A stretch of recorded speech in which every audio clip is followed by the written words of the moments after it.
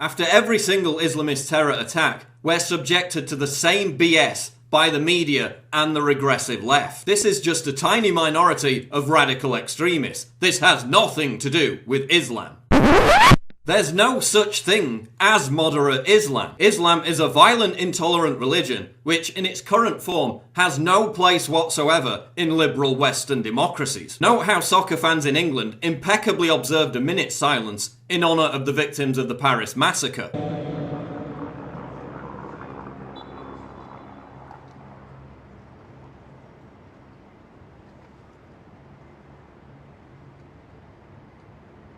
Now see how fans in Turkey, which is 99% Muslim, behaved during that minute's silence.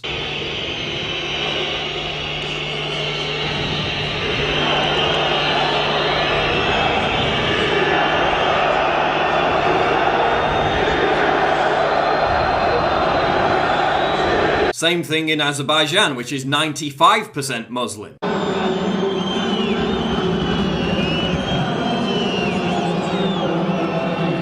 Booing, jeering, chants of Allah Akbar throughout the whole stadium during a minute's silence for the victims of ISIS jihadists. Is this still just a tiny minority? Now let's look at the polls. A poll conducted by ICM found that 16% of French citizens, the vast majority of them Muslim, support ISIS.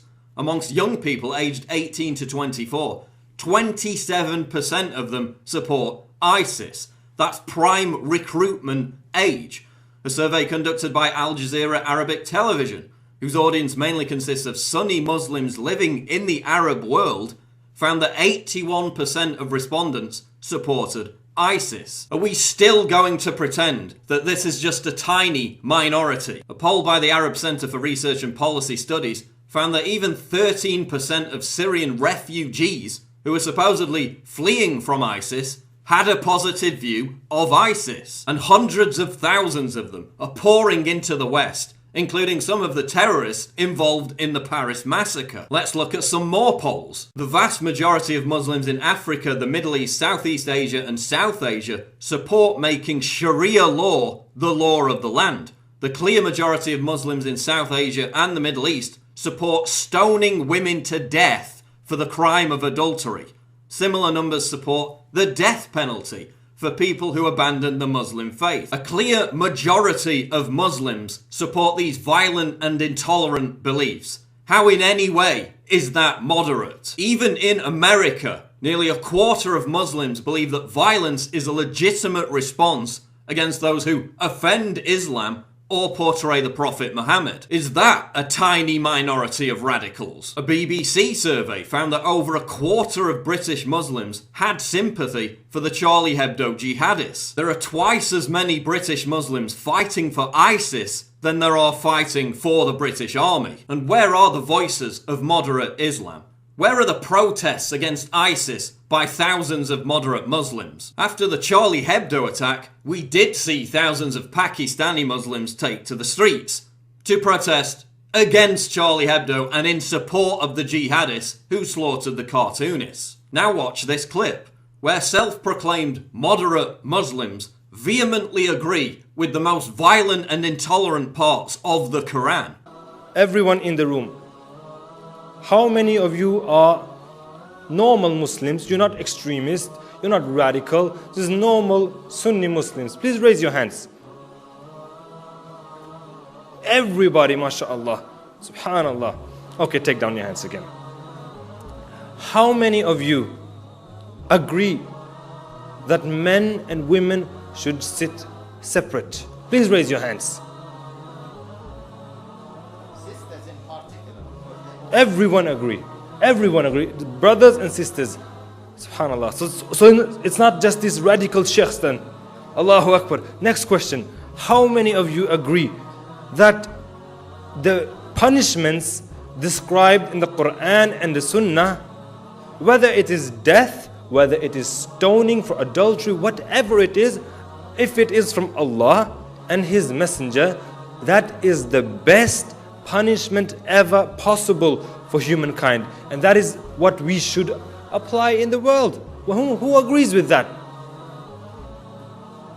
Allahu Akbar. Stoning women for adultery, executing rape victims, homophobia, segregation, all beliefs held by people who describe themselves as moderate Muslims. And of course, not every Muslim is going to strap on an AK-47 and gun down innocent people.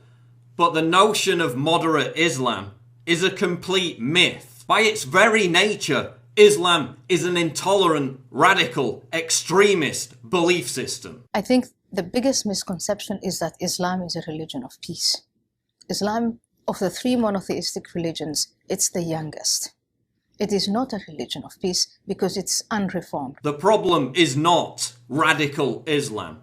The problem is just Islam. And while feminists whine about a college rape culture that doesn't exist, we're importing a real rape culture into the West via the migrant wave. Every single week I cover stories about migrants raping women and children in European countries and getting away with lenient sentences. Look at countries like Sweden, whose rape cases have soared 1,400% since they opened the doors to mass immigration. We have Muslim gang rape scandals in the UK on a routine basis, with authorities covering them up for fear of being labelled politically incorrect. Rotherham, Oxford, Manchester, Rochdale, the list goes on and on. The most common name for a gang rapist in the UK is Mohammed. The majority of child rape and gang molestation convictions are handed out to Muslims. This isn't the aberrant behaviour of a tiny minority. This is the culture of Islam.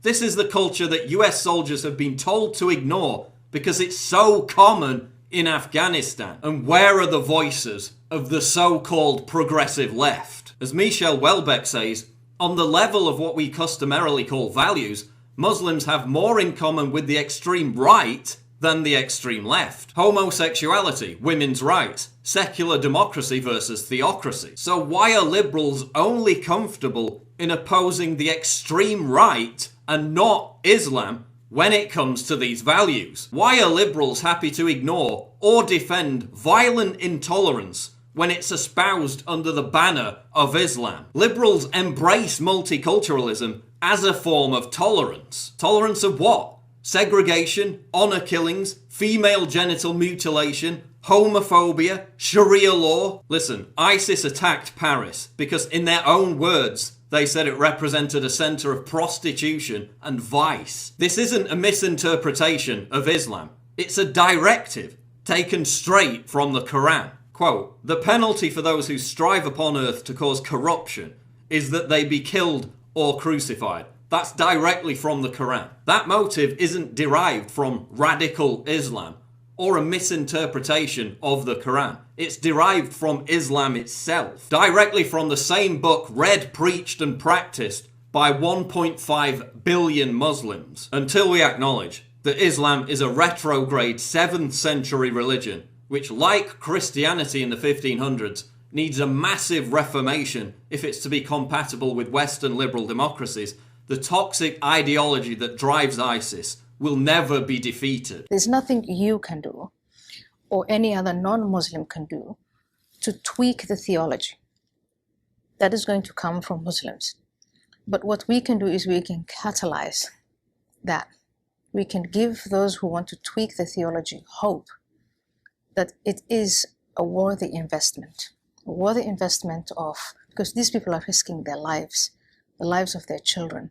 They're risking their livelihoods. And you're going to say it's a worthy investment. It's going to make the world better for Muslims and non-Muslims in the next generation. No matter how many boots on the ground in Syria, no matter how many cruise missiles you launch, the underlying doctrine of violent, intolerant hatred will remain unmoved. And until leftists and so-called progressives grow a spine and stop making apologies for the most fanatical and regressive belief system on the planet, the cycle of violence will never be checked. The problem is not radical Islam.